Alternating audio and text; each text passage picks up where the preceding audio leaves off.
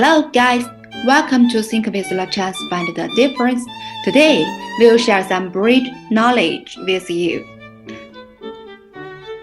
Batch cattle breeding.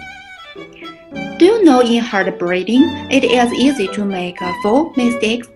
How to avoid it in cattle business and making more profits in healthy herd breeding?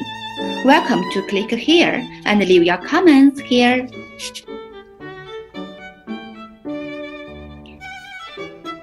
In the cattle breeding, about the business, having healthy herds and predictable calf crops can make a huge difference in your profit margin.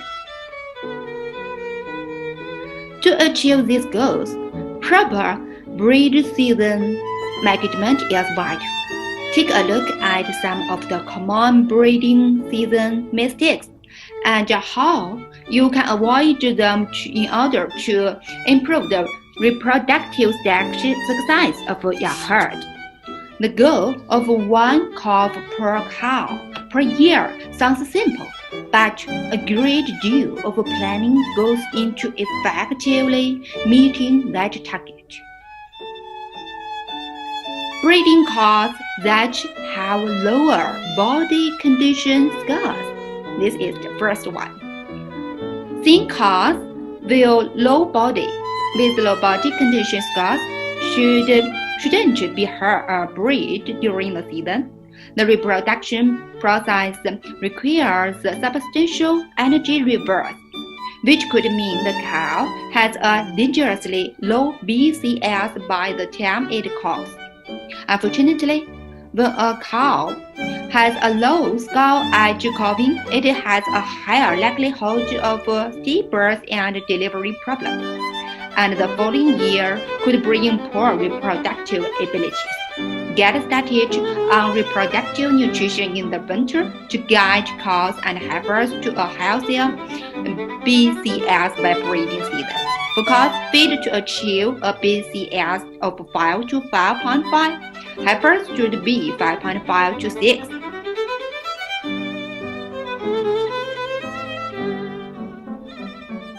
And the goal of 1 cow per year sounds very simple. How to avoid the second mistake? It is stretching the breeding season too long. Some research has suggested that only 34% of beef cattle operations have a clearly defined breeding time frame, and 26% has a season that is fewer than 64 days. Keeping the breeding season short can yield a number of advantages. It will include the 4 paths below. The first, it is more predictable calf crop weight and marketing operations. The second, it is better accuracy with pre-breeding vaccines. The third, it is fewer feeding variations in the herd at a given time. And the fourth, it is more breeding years for the cows collectively.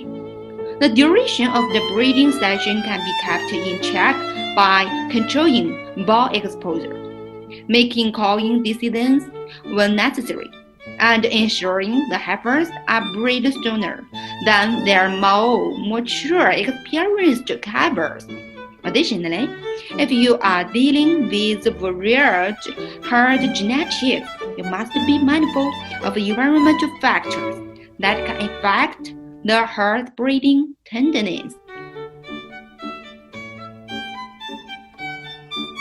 And the third point, it is not preparing breeding balls before the onset of the session. Tending to your herd balls before the breeding session is incredibly important. Unfortunately, balls are often treated as marginal piece of the process. Don't downplay the significance of proper nutrition and health. These meals are bringing half of genetics to the table, If the ball is not as healthy as it should be during the breeding season, it can have a detrimental effect on your crop. Next to the initial phase of post-weaning development, the conditioning period just before breeding could be deemed the most important for ball fertility. For your breeding balls to be aptly prepared to serve cows and heifers in pasture. So, for the better breeding, you need to make sure they have had at least 60 days of conditioning on the forage-based diet, beginning 45 days before calving begins. Get them to a BCS of about 5.5 to 6.5. Complete your pre-breed medicating, including 10 to issues with pink eye or flies. As a slight note, balls need attention after the breeding session as well in order to maintain their health. Keeping in mind that balls tend to lose a few BCS points as they focus on breeding, which is why starting with low-scoring balls could result in low-quality calf yields. In fact, it is not uncommon for a 2,000-pound ball to drop several 100 pounds during breeding. Once the season with the cows has concluded, return to nutritional supplementation to get your balls back to healthy BCS scores.